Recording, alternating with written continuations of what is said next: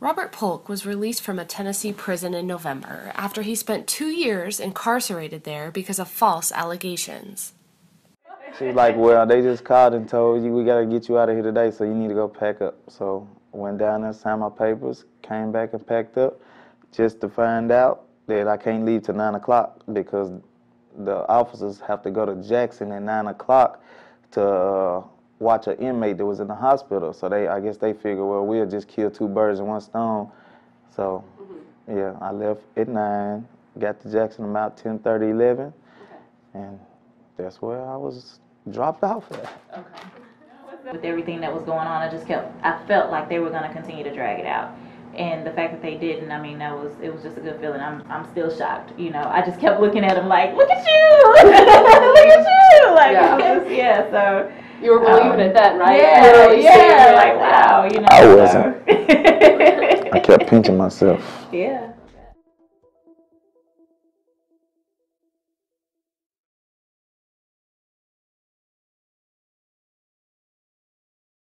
Innocent man set up by police, forced to stay in prison despite having charges dropped. All of the charges were dropped against a man who was arrested after an encounter with undercover police, but he could still spend another decade in prison. By Rachel Blevins, September 20, 2017. A man in Tennessee faces another decade in prison, despite the fact that a judge and prosecutor have dismissed the criminal charges against him, and this is not an unusual occurrence, despite a new state law aiming to prevent it. John Leon Smith, a 51-year-old Nashville resident, was arrested in 2015 on 2 felony charges, alleging that he was illegally in possession of marijuana and firearms. However, a report from the Tennessean noted that Smith's arrest was based on questionable circumstances. Smith was the one who answered the door when undercover police arrived to deliver nearly 8 pounds of marijuana to the home he was living in. His presence turned him into the prime suspect, and when police searched the home he shared with 2 other people, they found firearms that they claimed were illegally in Smith's possession. According to a timeline of events, less than 3 weeks after Smith was arrested, the judge dismissed the illegal firearms charges after the owner of the home Smith was living in testified that Smith was not aware the guns were present. Advertisement. Then in March 2016, prosecutors dismissed the charge against Smith alleging that he was in possession of marijuana. At the time Smith was arrested, another resident arrived and tried to leave with the package delivered by undercover police. That resident pleaded guilty, according to court records, which left Smith in the clear. However, despite the fact that Smith is no longer facing criminal charges, he could remain in prison until 2026, and there is one thing standing between him and freedom: the Tennessee Parole Board. Read more: armored vehicles and military choppers spotted near Ferguson prior to grand jury decision. Smith first encountered the prison system in 1992. According to the Tennessean, he was charged with armed robbery after he entered a Nashville restaurant, threatened to kill employees, and then began shooting, even firing shots at police officers as he fled the scene. As a result, Smith faced a 40-year prison sentence.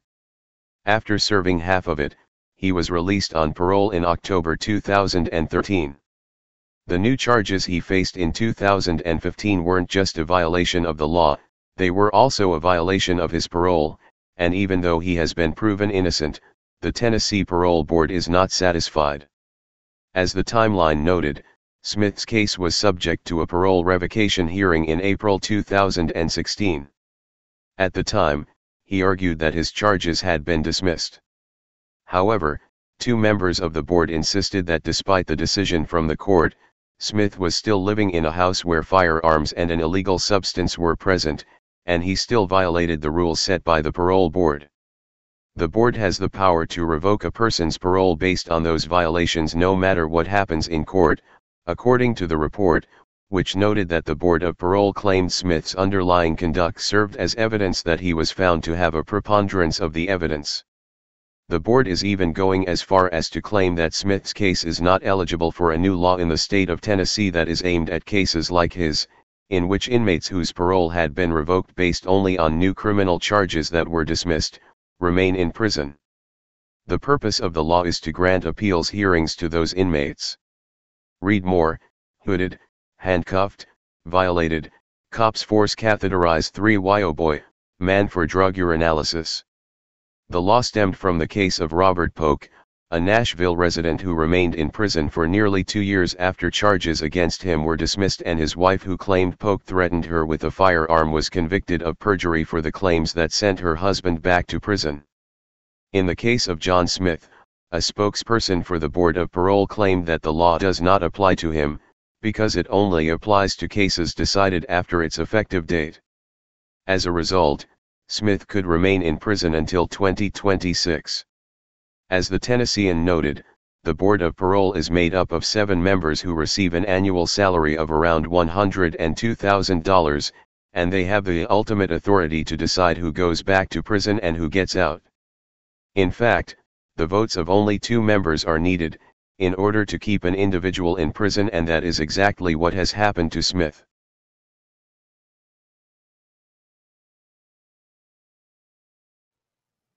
Anyone here that would like to testify on this? Seeing none. Oh, yes, sir. We're out of session. Sir, if you can, just step forward, state your name for the record, and then share with us whatever you'd like. Yes, sir. Thank you, committee. Thank you, Chairman and the committee. I appreciate a couple minutes here. This bill, and we are supporting the bill.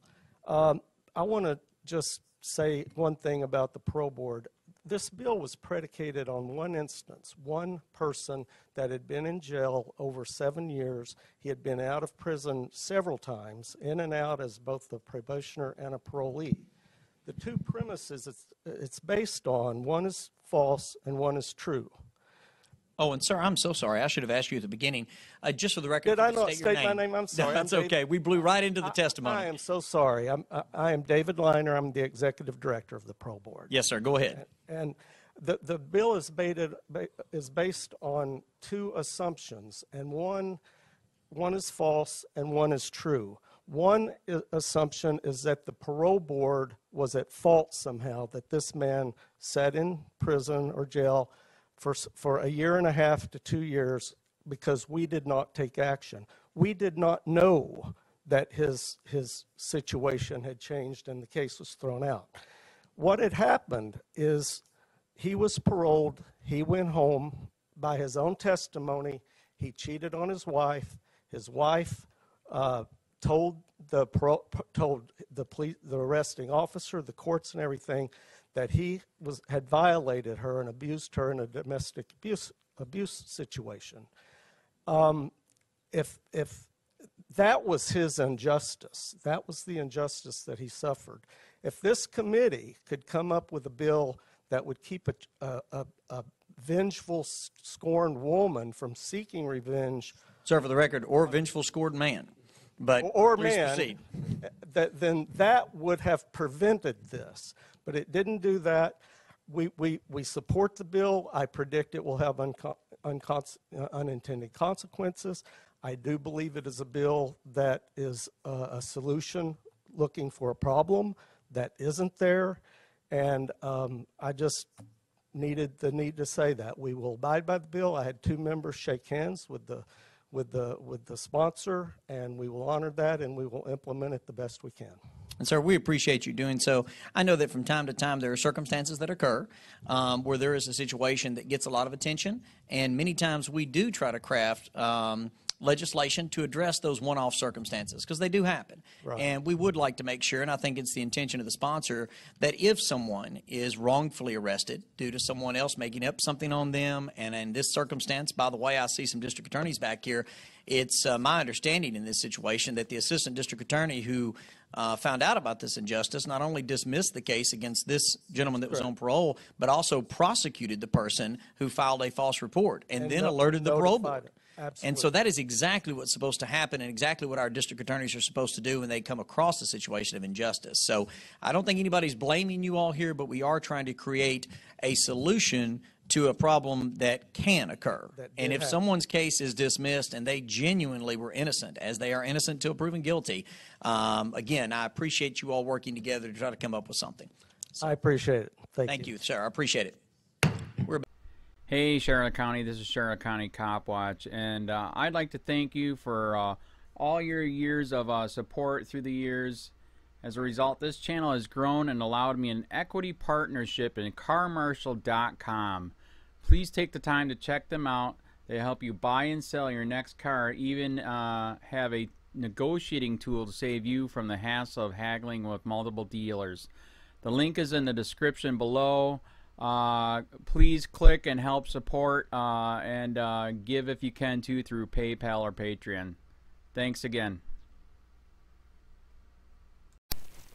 Hey Charlotte County, this is Charlotte County Cop Watch, and I found that I had to make a change this ending on my videos, letting you know about the channel and fair use laws, you know, how we can report on other people's reporting and how it's good, how it's bad, etc. But you guys can look it up yourself. It is legal. It's in there. But like I've told you before, that I've been cut off from making money on YouTube for 4 years. It's really weird, bizarre, but they cut the money off, but they said you can keep the channel, and now YouTube makes all the money. And if you get bored, plug it into Social Blade website, and you'll see that they are making a huge amount off the site. Right now it's at 63 million views, 53,000 subscribers, almost 3 million views a month. You know, trying to wake people up, and I make nothing. In fact, I got a customer that's ex-congressman. He said if I could ever find a lawyer, sue YouTube on it. But because this is nuts, 4 hours a day, and to save America. You know, but at the same time, it's worth it. Look at what our founding fathers did. They died for this country. So, but getting back to the money part, this is why I'm redoing the video. Is my dream of everyone giving $1, and it's going to be $53,000 a year, or if they did Patreon, which you know, can be monthly. That is not working. That'd be great if it did. Nothing is perfect. And I appreciate the people that do donate, you know, what they can on PayPal. And there again, I'm letting you guys know that is not much. Is, you know, monthly is, oh my god. So anyways, yes, you cannot live on it. It's very, very, very low amount. But the dollar things, I do appreciate that. But when I first said everybody give $1, that's not working. I'm just letting you guys know it's, yeah, that dream. Everybody gives $1. 53,000 subscribers, it's not working. So yes, if you can give more than that, you know, I appreciate it. Like I said, you know, I'm in a unique situation where, you know, we're already debt free, and I'm not rich, but with the little business that we have, I am able to do what I am able to do 45 hours a day, you know, letting you guys know what's going on. In 4 years, I've did the whole thing myself. 12,000 videos on there. I literally get emails where people are like, holy crap, I never knew it was this bad. And it is this bad, and it's getting worse every day because we have the internet, we have cell phones, we have cameras everywhere now, and it's just disgusting what's going on. And then, as you guys know too, now we got Trump, we got Jeff Sessions doing a war on drugs, and now he wants to go after the forfeiture laws again. It's just unfreaking real. So if you can give more than that dream of everybody giving $1, yeah, that old video, that's not working. They're not, they're just not. So anyways, if you can give more than that dream is not working. Hardly anybody is giving. There you go. So that's why I'm remaking the video. If you can give more than that, that would be great. And there again, like I said, the Patreon's there. There is some people on there that are starting to give, but there again, it's very, very low. And like I said, I don't want to get rich off of that. I'm going to keep doing what I'm doing because, you know, it's still so stinking corrupt. It's not even funny. My court case that I'm going to be paying out of my pocket myself with Charlotte County's coming up. They illegally looked me up and then posted all my information on LEOAFFAIRS website. They basically doxed me, however you want to say that. I forget what the word is, and they outed me, man. And that information on that site went out to 500 sheriffs, deputies, people that work at the jail, etc., etc., etc. So yeah, it is very, very scary, but we're going to do a federal case, 1983 case, violating freedom of speech. We have 17 cameras in the house now. We got 2 cameras in the car. I always carry a camera plus a cell phone. A lot of people are highly recommending I get a vest now. If I could, if the wife would let me, I would run for sheriff. We are trying to push the thing nationwide right now, where just to mix it up and to get the topics out there is register to run for sheriff, NPA, no party affiliation, as a write-in, and that is completely free, and you can participate in the elections. And there's a lot of stuff. We got a guy, James McLinnis in Pinellas County, Tampa, who almost won. He experienced the corruption himself. The story is unbelievable. Look him up. It's mind-blowing what they did.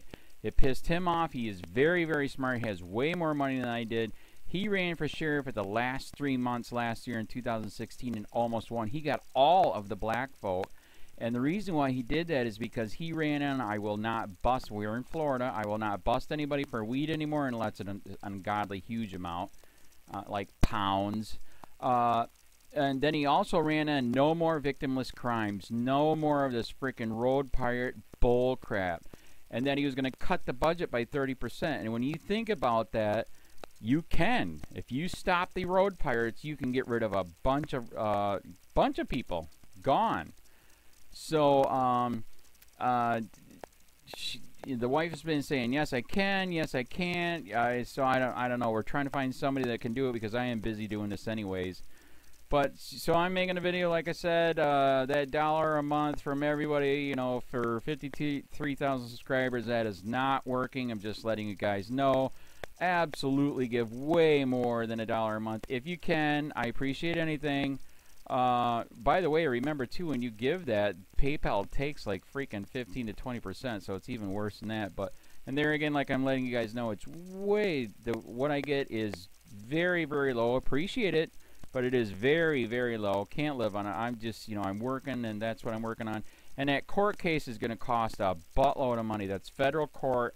Just the filing fees and the depositions that we're going to be doing with this corrupt cop. So there's another reason to give. We are going to be doing a deposition with this very corrupt. He was in a drug squad. He is a bad guy. He's on steroids. We heard steroids are rampant here. That's why their attitude is so bad. And we are going to get him on video, and it will be on YouTube. So that case alone is $5,000 just to bring it to court, and that's my money out of my pocket. So there's another reason to give, and give way more than $1 if you can. So keep that in mind. This is the new video, and I see, God, I talk a lot. It's already 7 minutes, but had to make it just to let you know that $1 a month from everybody is not working. They're not doing it. So if you can give more than that, please. So thanks. Keep it up. Share, like, subscribe, tell your friends, send me your videos on corruption, and I'll post it.